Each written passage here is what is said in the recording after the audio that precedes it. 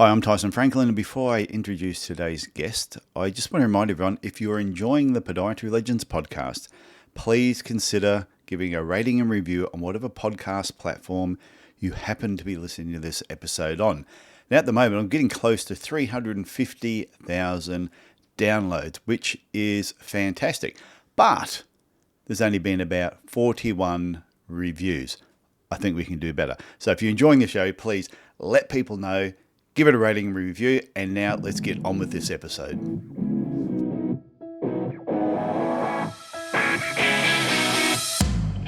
Hi, I'm Tyson Franklin, and welcome to this week's episode of the Podiatry Legends podcast, a podcast designed to help you feel, see, and think differently about the podiatry profession. With me today is another legend who's not a podiatrist. His name is Ted Nelson, and he's a board-certified criminal lawyer. He's also classed as a super lawyer, which we're going to dig into that. From Galveston County in Texas. He's been practicing for well over 30 years. And he's not just a criminal lawyer, he's also mastered the science behind it. He has a master's in forensic toxicology. And Tad, it is absolutely fantastic to have you here today. And I know there's going to be some podiatrists listening to this going, Tyson, why have you got a lawyer on here? And I'm thinking, why not? I'm glad to be here, Tyson. This is going to be a fun little chat. And I said to you, when we first jumped on the video, I've never met a Texan I haven't liked. And so far, we've been chatting for about half an hour before I press record. And this is going to be fun. Yeah, we're going to have a good time. So what's the super lawyer? What was that? It's a designation of basically they send out letters to all the bars and certain people get nominated. Then they send it out and make sure you grade other lawyers. And if you grade out in like the top 10 or 15%, you can have the super lawyer designation. Okay. And you have to want to do it. You have to reach out to you and you have to be interested in it. And because you have to fill out some paperwork and bring some stuff to some judges and have them write you letters. And so some people are too lazy to do it, but the group that really are working hard and want to be recognized for their craft, they obviously go do it. People like myself. Okay. And then what made you do the master's in forensic toxicology? What pushed you down that side of things? This is a great story. I started as a assistant district attorney, and that's the prosecutor. Yeah. So I started in Galveston County back in 91, did 3 years there. And when you're on that side, you're talking to the detectives, you're talking to the experts, and not a lot of people really had the understanding.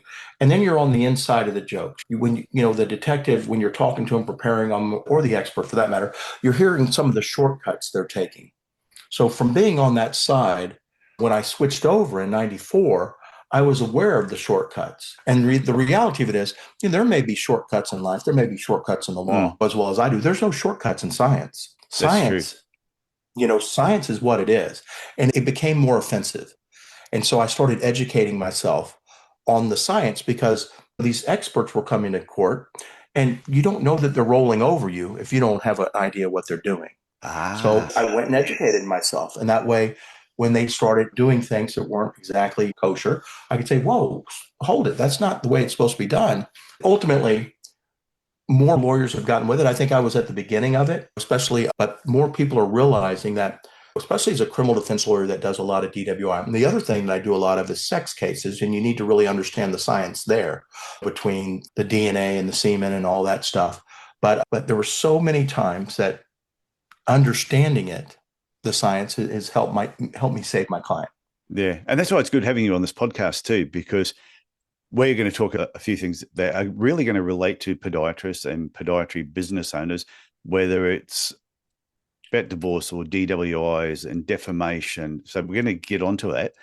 But I just was really interested to dive in this first. The other thing I want to know is what made you change teams from prosecution to defense? Yeah, it's like everybody. You can only grow so. It's all money related. Yeah. Obviously, you want to, as a prosecutor, you're going to be limited. Especially then, you want to run your own business. You want to row your own boat. You want to. If you're a prosecutor, you're a government employee. You're always capped at whatever. If you work hard, like all our dads taught us, there's a direct correlation between how hard you work and what you get. Yeah. And really, there isn't in a government. It's like any other government job. You're going to be limited. And one other thing, I think my heart was more in it. I don't know that by definition, I don't think I enjoy punishing people. The way I think of things, the government is the big bad wolf I think of myself as the last strand of chicken wire between the fox and the hen house. Yeah. And I take pride in that. I like that. That's a really good analogy. But what I think is interesting is only just recently we were watching a TV program and we figured out that the district attorney, like in the United States, is actually voted in. It's almost like so they campaign for that position. Yes. They become the district attorney, but then everybody else under that is an assistant to the district attorney. And is hired at their leisure. Right. The elected DA decides who his people are. Some of them are lifers and stay around. But yeah. But so if someone was voted in and you really supported them and you were right behind them, and then you were on the wrong team and a new person came in that you didn't support, you could just lose your job straight away. Oh, it happens every day. So, Houston, Harris County, I think 50 of them lost their jobs this last election. Bang, just like that. When there's a red and a blue team, if you pick the wrong team, there's consequences. It's like they always say, the First Amendment. There's freedom of speech, but there's not freedom of consequences.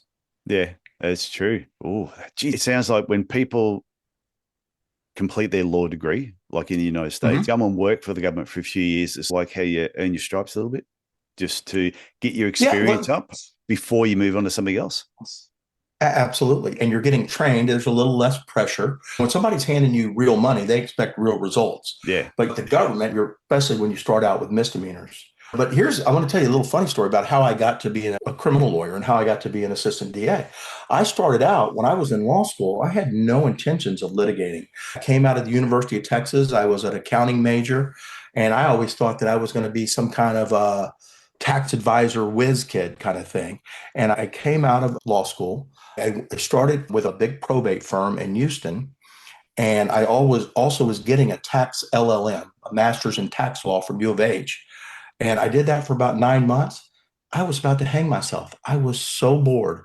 And my dad had been good friends with the elected DA in Galveston. He had always told me when I graduate, you ever want a job? And just one night I was just home.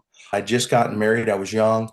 And I just was telling my wife that I can't take it anymore. I'm losing my mind. And she goes, well, call Mr. Reno. And I picked up the phone. I called Mr. Reno. I said, I can't take what I'm doing. Can I still have that spot? And he said, absolutely. 2 weeks later, I was an assistant DA. It's amazing how we fall into our chosen career sometimes. Yeah. No idea. You know what they say? The average interesting 25-year-old does not know what he wants to be when he grows up. Yeah. I didn't have a clue. Yeah, I'm 59 now. I still wonder what I'm going to do when I grow up. Yeah, that's funny. I tell my mum that. That's funny. The same. I just turned 60, so we're the same age.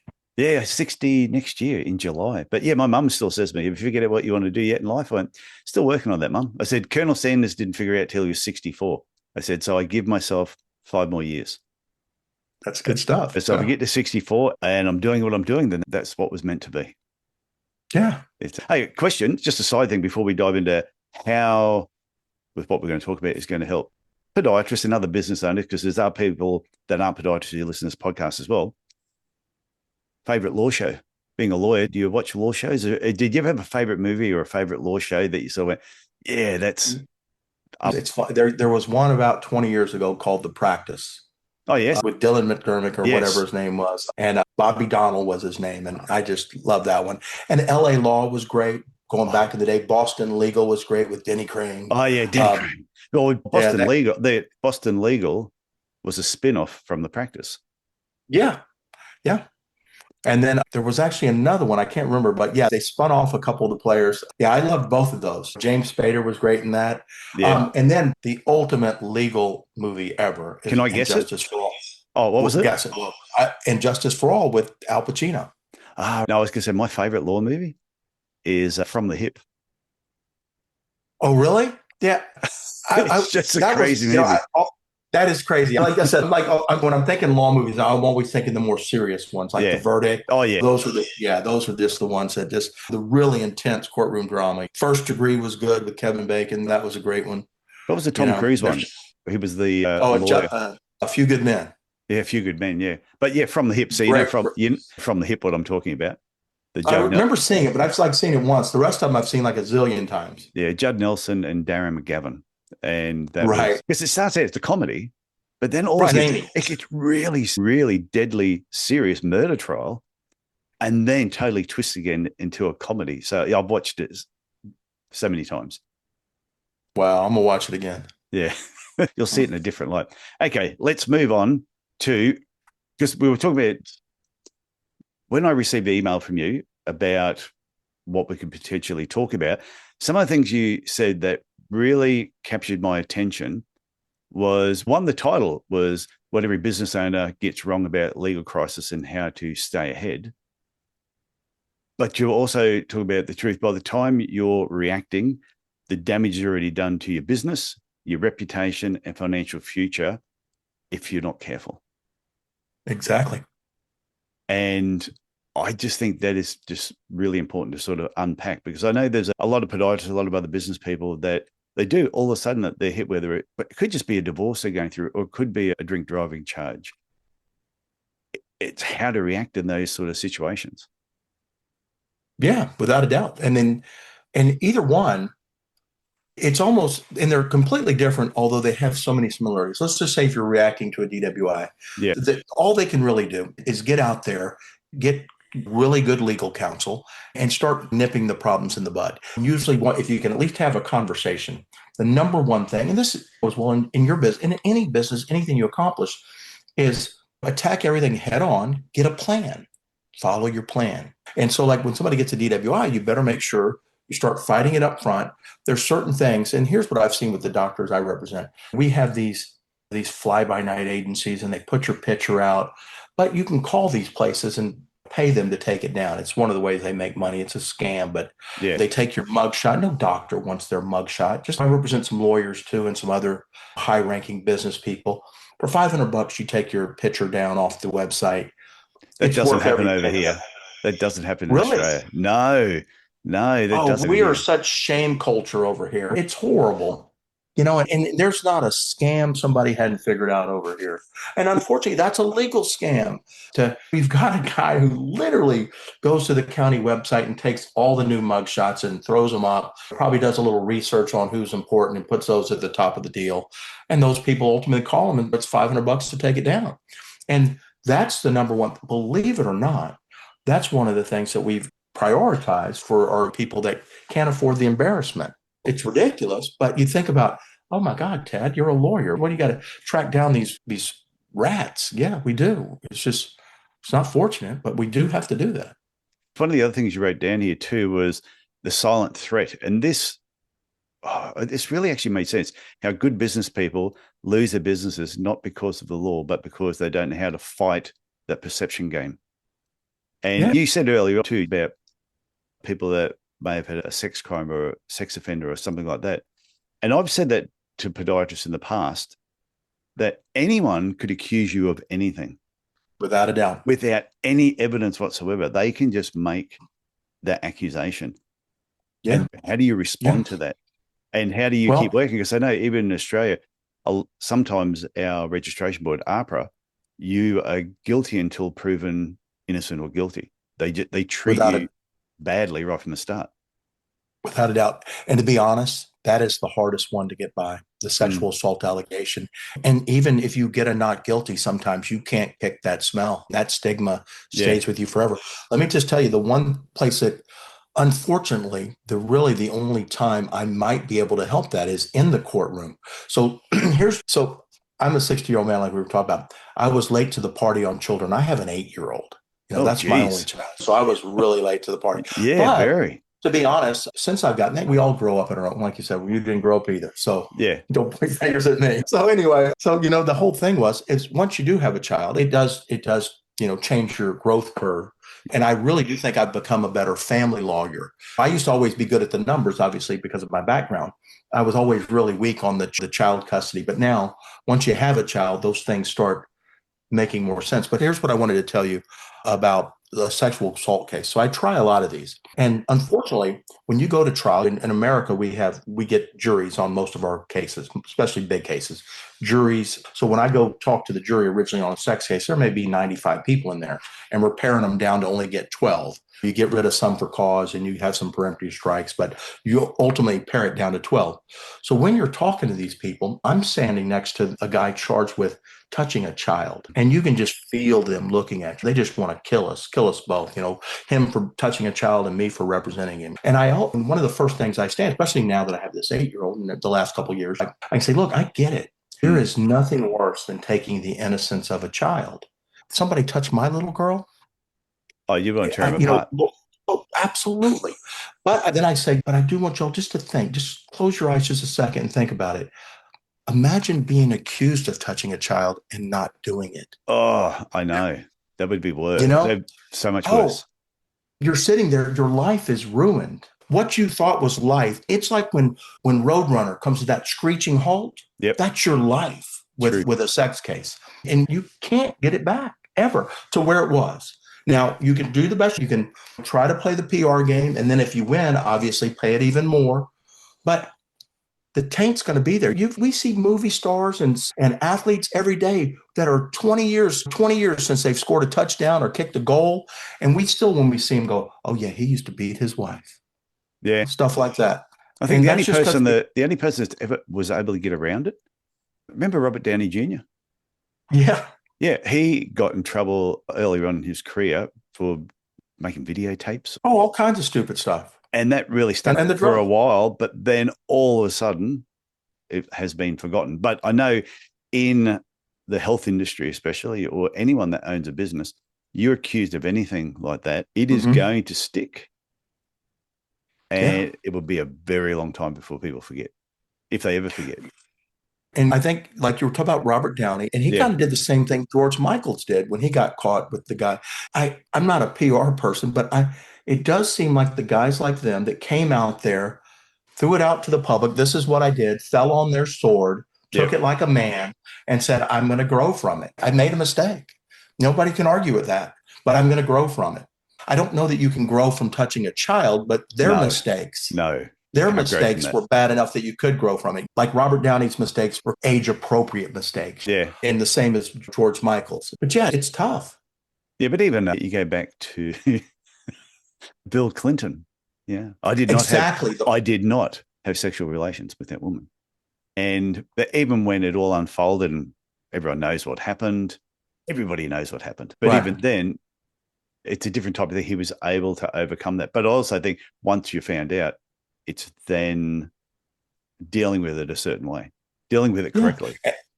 And Clinton basically went heart in hand and basically apologized. He knew that what he did was wrong. He was contrite, and that goes a long way. Blowing up this whole acting like you're a Teflon Don and it didn't happen, nobody buys that.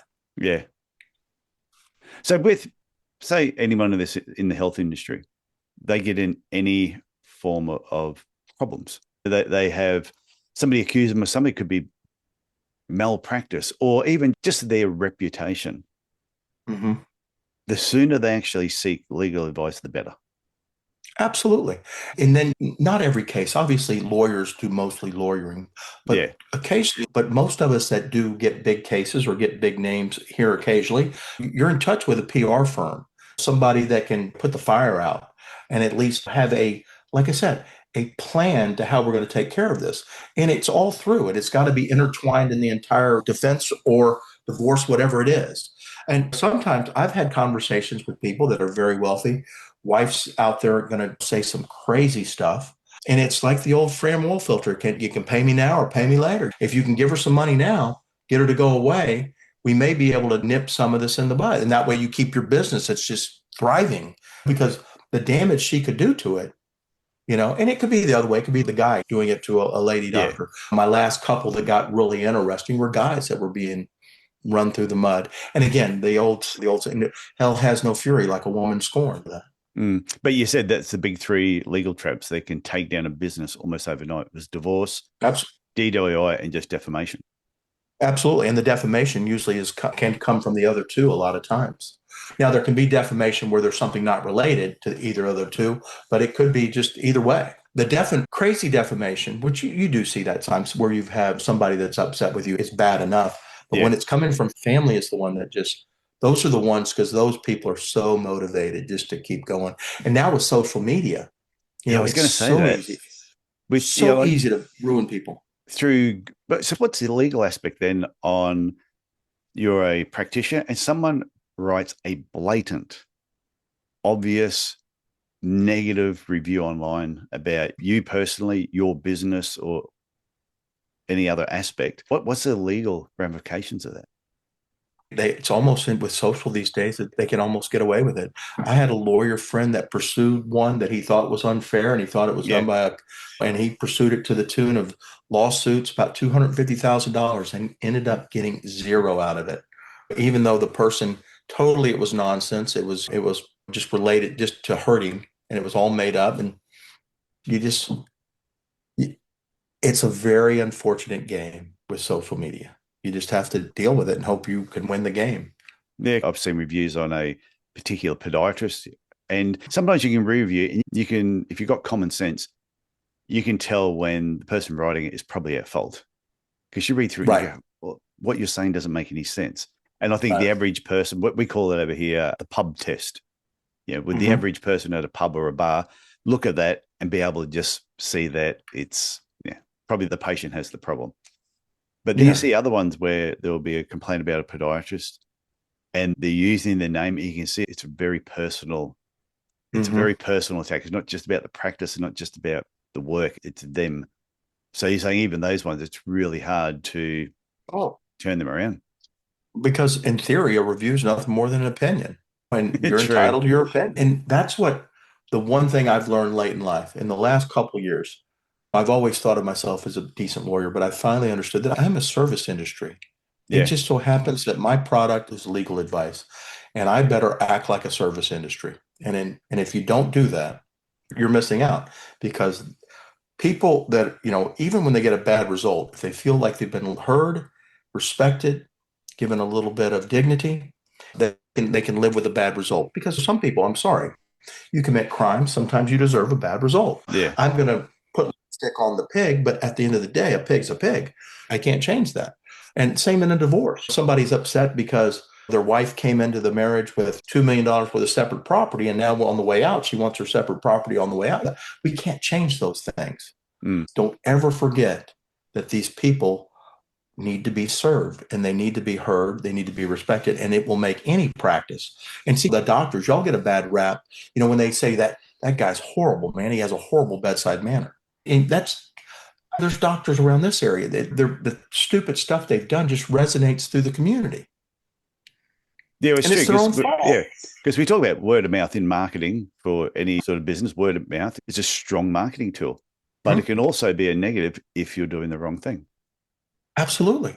And that's what we're all the same. We're going to get some of our business from the internet. We're going to get some from social and some from word of mouth. You cut any one of those out, it might be hard to make payroll, or it might be hard to take that trip to Aspen this year or whatever. You've got to do everything right. And you cut any of them short, you got a problem. Yeah. And I think one of the things you pointed out earlier too, just about, say, divorce, which is, what they say, is it still 50% of marriages end in divorce? Is that still the stat? Yeah. It's still very high, isn't it? Very high. And what's funny is the stat that's really funny is it's right at 50%, but yet more than 50% get divorced. And basically what that's saying is there's some repeat offenders. Yeah. Okay. Yeah. I know I always say, well, if you get divorced the first time, it could be anybody's fault. You get divorced the second time, you got to start thinking about who is at fault. You get divorced the third time, you're probably the problem. Right, exactly. I don't know did you read J.D. Vance's book, Hillbilly Effigies? No. He goes through it and he talks about when he was young in life, he didn't really fit in the Scouts. And then he got to Harvard, he didn't really fit in there. Then he got in the military, he didn't really fit in there. And always had these problems. Look in the mirror. You go 3 or 4 places and you're not fitting in. Maybe it's you. That's a good point. The other thing I wanted to say about divorce, though, and this relates to what you said earlier on when we're talking about word of mouth and defamation, is if the divorce rate is so high in society, like at 50%, that means a lot of, even the podiatrists listening to this or other business owners listening to this, there's a chance that they are going to go through that at some stage. Yeah. And what you're saying, it's really important to get in front. And you said earlier on, sometimes the earlier you can just pay out the other person or make the other person happy, whether it's the husband or wife, the sooner you can come to an amicable arrangement, the better it's going to be for the business long term. Absolutely. Assuming every divorce is different, obviously. Yeah. But there's so many times where, that one of the people in the marriage can really mess with your divorce, because usually very few couples actually work a business together. So usually, like with doctors, the ones I've seen, either it's her firm or her partnership or his partnership, and the other one doesn't really know anything about it. Once there's issues, I've seen where they're filing motions to have a receivership, which means to bring somebody in there to run your business, all this stuff. And now some things can't be solved. There's little doubt about that. Sometimes you just have to work harder to get things solved, but sometimes things can get solved. And those are the ones that, you need to make it happen. If it costs you a little more money, do it. And it also depends, there's some people that can get a divorce and be reasonable, but it's starting to be the exception and not the rule, to be honest. Society is acrimonious these days. Yeah, like I had been married once before. When that fell apart, I just said to my wife at the time, you have everything. I said, I can rebuild, not a problem. I said, I don't have a problem with it. You just take everything, I'll rebuild. Pretty much what I did when I got divorced. Yeah. And that was all good. And then she spoke to someone and said, you should be entitled to half his business. And I was contacted by someone. I said, I'll make it real easy. I said, she can have the whole business and I'll just go and start another one. And then how'd she handle that? Well, very quickly, they figured out, Tyson, you just have your business. It was just easier because I'd already just given them everything else and said, you just take everything else. I know I can rebuild. And that was easy. It was just one person whispering in their ear that then could have potentially caused more problems. But in the end, it just worked out. Your business is probably like mine. If they would have come to get my business, once you take me out of it, all that's there is a few computers, some desks, and some wall hangings. Yeah. It doesn't have any intrinsic value without you. You are the business. Yeah. If I wasn't in the business, because I was the only one there at the time, there was no business. So it was crazy to do anything else. So what's that? Give your law firm and website and contact details a plug while we're just talking about that. Like you said, my name is Tad Nelson. We're all over social media at Tad Nelson and Associates. Our law firm website is tadlaw, TADLAW.com. Easy to find, easy to reach out to us. There's tons of information on there. If anybody has any questions, they can always just DM us and we're happy to answer.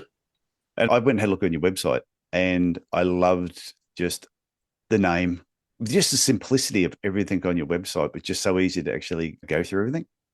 Thank you. Yeah, we try to, I don't want to say dumb it down. But you really do. You do. And that's whenever I'm writing anything, if I have chat helping me or anything, I always tell it, make it like I'm talking to an 8th grader.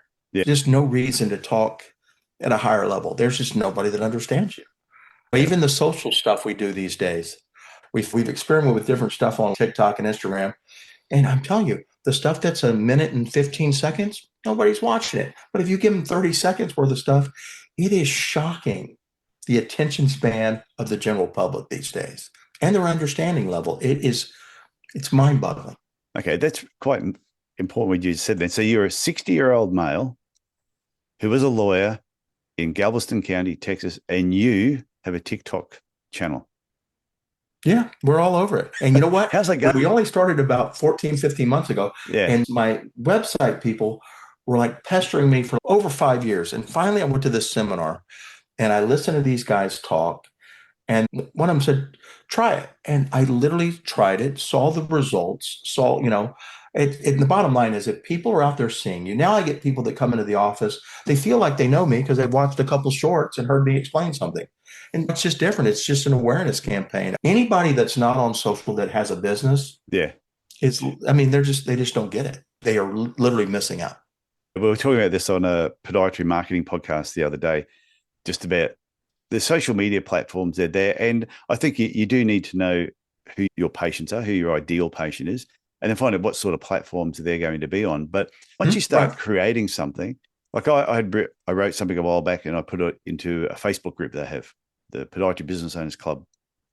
And then just recently I thought, oh, well, I'm going to use that and I can put that on my Instagram page.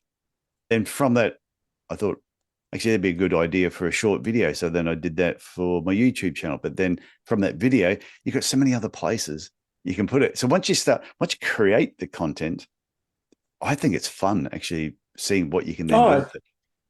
yeah, it's a blast. It's fun. For like this, for example, I'm sure I'm going to get a copy of this podcast that we're Yeah. doing. And I've got a software I can put in it. It's going to give me 10 shorts. It's going to go do it themselves and put the verbiage in there for me. It's going to be amazing. And these shorts are so interesting. Yeah. What's You know, what programs do you use for that? what is the name of it? Yeah, I've got one that I use called Opus Clip. Opus Clip. Yeah, that's the It's one I Opus use. Clip, same one. Yeah. Yeah. Yeah. What It's I'll do fabulous. is when we finish this, I will just set up in a Dropbox file to share the link with you.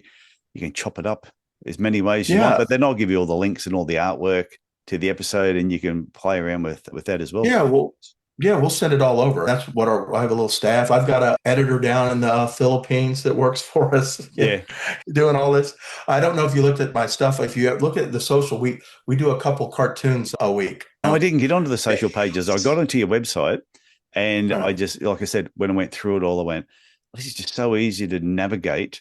And I tell podiatrists that all the time, that just make sure whatever you're putting on your website, you're writing it for the average patient. Mm-hmm. And a 12-year-old should be able to go on your website, scroll through it all, and know exactly what you're talking about. Yeah. If they get confused, then it's too complicated. Totally agree. I totally agree. So if there's podiatrists listening to this, and like we've talked about divorce being quite a popular problem, 50% problem for society, DWIs, or drink driving. And I mentioned in Australia, it happens, but it doesn't come with the same stigma. We don't have people setting up websites, naming and shaming us for that. Thank God, don't. And the defamation. What are some other things, like from a legal aspect, that podiatrists, business owners in general, should just be aware of to try and get ahead of the game? Obviously, we talked about dealing with being charged with a crime. Yeah. And then the defamation, if somebody's saying bad stuff about you, that's a tough one. That really is a tough one. And then I think when you really think about it from the divorce perspective, I think that, like you said, 50% of it. So the number one thing is going to be dealing with divorce. I think that's the biggest, just people, if they do head for a divorce, try to be amicable, be nice, play nice. This is what I tell my people all the time. You can always go from nice to mean. You can't go from mean to nice. That's true. And sometimes at the beginning of it, that's when I usually like to have these conversations, because if you are nice, you can get from point A to point B. Nobody. The bottom line is, if anybody's happy after a divorce or during a divorce, it's not working. The whole purpose is it's not supposed to make one side happy. Both sides should be equally miserable. But at the end of the day, it's like anything where there's a light at the end of the tunnel. The old joke they say, why divorce is so expensive? Because it's worth it. The kind of thing. So you've got to get to the other side. And that's just and sometimes you have to put a little bit of your pride behind you. Just if you're angry, put the anger behind you, and just especially, and the toughest thing for me to accept, especially now that I have this 8-year-old, and maybe I'm fortunate because at 60, you can respect how lovely a 8-year-old is, rather than, I don't know if you're 30-year-old and you're still burning the candle at both ends, and you're trying to build a business and all that nonsense. You probably don't appreciate it as much as an older guy like us. But I see these younger people and the stuff they are doing just to torch their kids. And obviously, if somebody's a little more mature about the children and the other person not so much, that's only going to make them further and further apart. So I guess the little bit of sage advice here is, put your pride behind you. Get the olive branch out. Go hat in hand. Be humble, because divorce isn't a good situation. You just might have to work a little harder to get through it. Yeah. And I suppose it depends too, what was the instigation behind the divorce? Was there a third party involved? Was it purely just you grew apart? Do you have children? Do you not have children? There's so many reasons why people would go through that. and depending on what the cause was, could, Yeah. I think even if you were totally in the wrong, you did the wrong thing. Maybe there was another person involved. I like what you said. It's put out the olive branch. The earlier you do that, even if you were in the wrong, the Yeah. better it's going to end up long term than just coming out And all I guns blazing. and I can't, when people do separate, when they go get a girlfriend right off the bat, Yeah. especially, it's funny, I see it more with doctors than I do with anybody else. Than the doctors, a lot of the guy doctors I represent that are in divorces, it seems like they're married to a woman that's roughly their age, and then they go get this young model. And it's just such a bad situation, you So are know? you saying the tip is, if you get divorced, is find someone older and uglier than your current partner, and that will solve a lot of problems? Hey, I've never thought about it that way. That could be a billboard. Only for That might 6 be it. months. Yeah, just for 6 months. Just do that for six Right. months to get through Fake the it. rough, fake it, and then move on. Right. But yeah, I do know what you mean. We've seen people here in Cairns have patients who you've seen the husband and wives with their kids for over a decade as patients, and then they part company. And then Yeah. you'll see one of them, I'm saying the male or female, but you see one of them with someone just not that much older than the kids. And Yeah. and you just go, oh, really? Just what could you Yeah. possibly have in common? I see it every day. And You know? yeah, I just shake my head. And then that one will Absolutely. disappear. And then there's another one.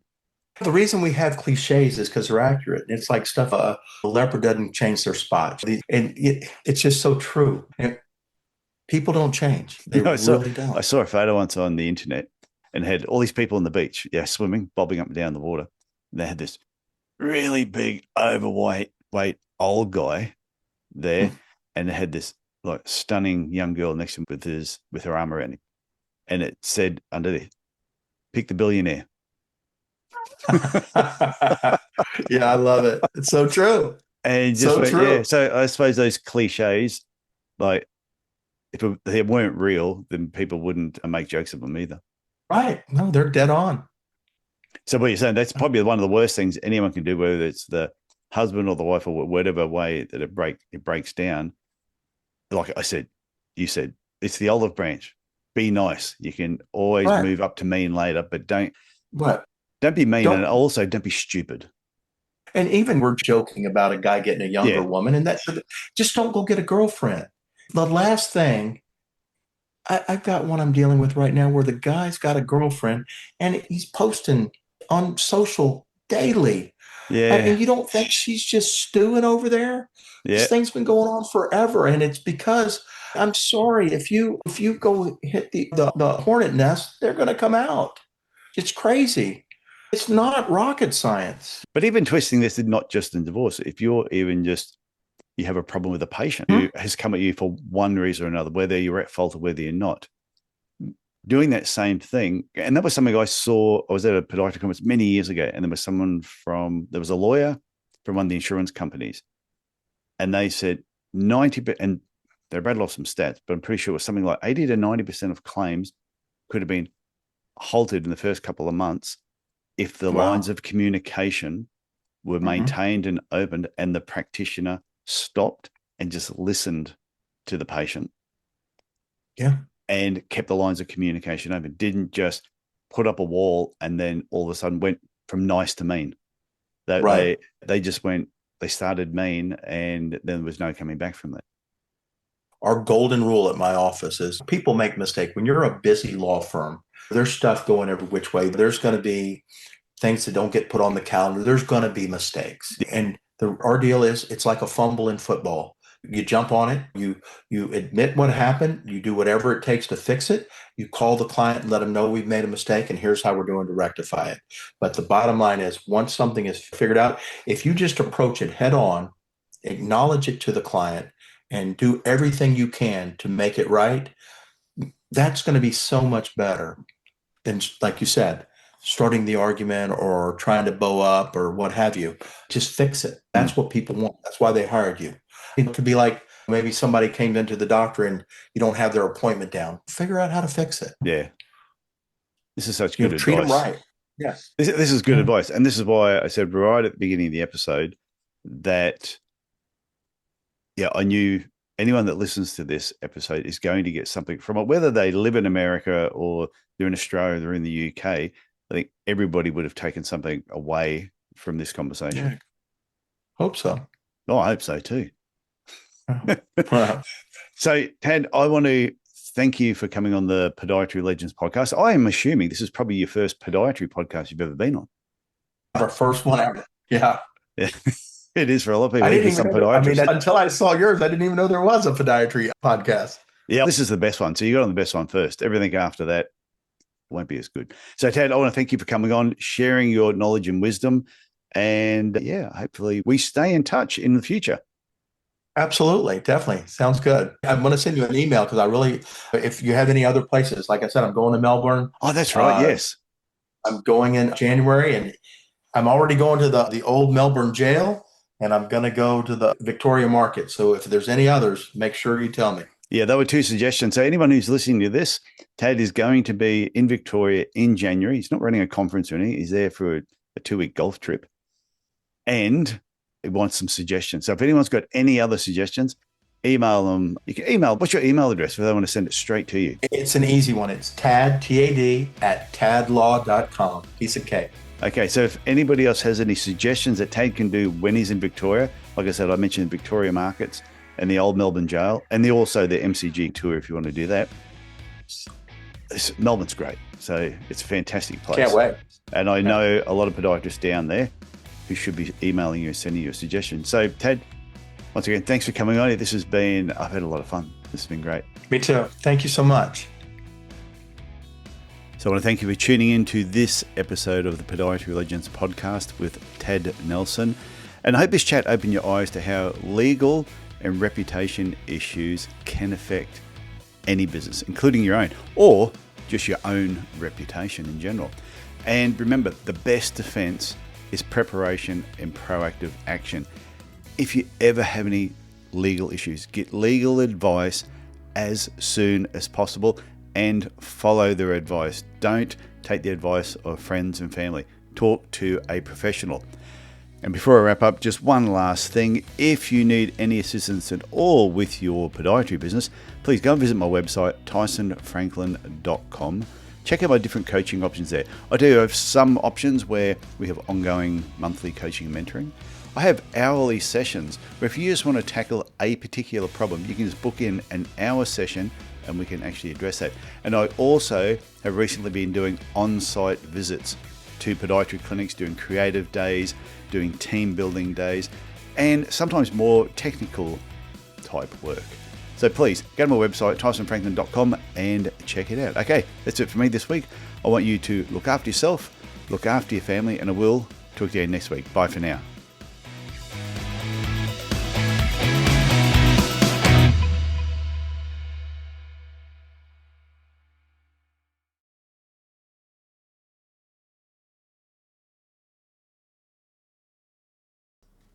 Okay, if you're still here, that means you are ready for this week's secret message. And this is something that I picked up at the most recent Business Black Ops event in Tempe, Arizona, back in October.